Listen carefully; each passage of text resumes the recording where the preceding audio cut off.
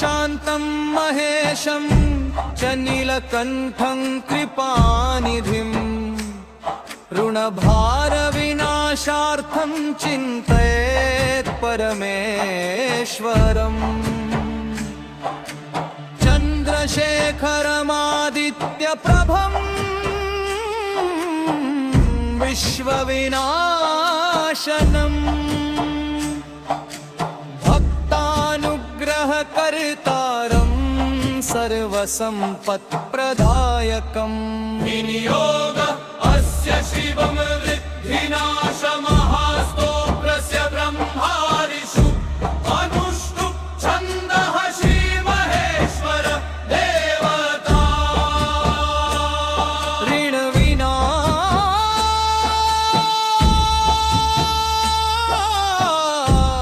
ऋणविनाशार्थे जब है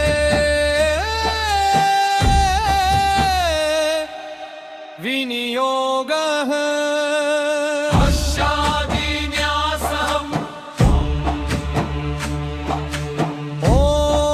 ॐ ब्रह्मणे ऋषये नमः शिरसि ॐ अनुष्टुप् छन्दसे नमः मुखे ॐ महेश्वर देवतायै नमः हृदि ॐ ऋणविनाशाय नमः नभौ ॐ विनियोगाय नमः सर्वाङ्गे ॐ ह्रीं अङ्गुष्ठाभ्यां नमः तर्जनीभ्यां नमः मध्यमाभ्यां नमः अनामिकाभ्यां नमः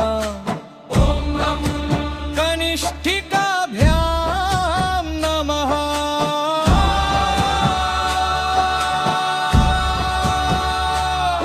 ॐ स्वाहा करतलकरपृष्ठाभ्यां नमः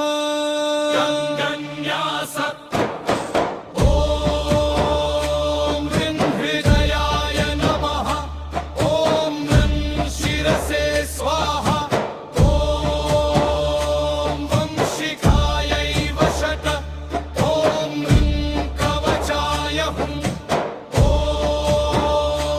वं नेत्रत्रयाय वौषट्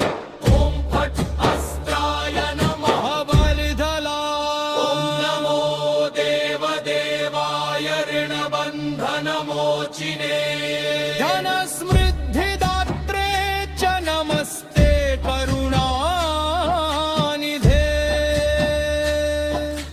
कीलकम् गूढं स्तोत्रमिदं दिग्भृणनाशप्रदायकम् यः पठेत् श्रद्धया नित्यं स मुक्तो भवति ध्रुवम् भृञ्जिका ॐ ह्रीं क्लीं श्री ऋणविनाशाय स्वाहा ॐ नमः शिवाय सर्वगुणहराय स्वाहा स्तोत्रम् नमामि शङ्करं देवं ऋणदुःखनिवारणं मुक्तिप्रदातारं सर्वाभीष्टफलप्रदम् ऋणभारपीडितानां त्वं शरण्यः शरणागतः त्वमेव त्राहि मां देव सर्वदुःखभयापहम् दीनार्तिहन्तारं नित्यं करुणामृतसागरम्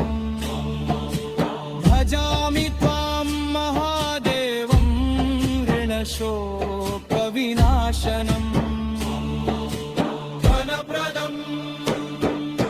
सुखदं शान्तं भवरोगनिवारणम्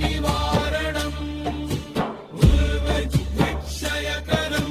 वन्दे त्वं नीललोहितम् यः स्मरेत् त्रात समाहितः तस्य नश्यन्ति सर्वाणि ऋणदुःखानि तत्क्षणात् कृपां कुरु महादेव दीनबन्धो दयानिधे ऋणजालविनाशाय प्रसीद परमेश्वर फलश्रुति इदं स्तोत्रं पठेन्नित्यं श्रद्धा भक्ति समन्वितः ऋणवद्धी न भवति धनलाभो भविष्यति सर्वबाधा विनिर्मुक्तो वित्तसम्पत्समन्वितः शिवलोकम् अवद्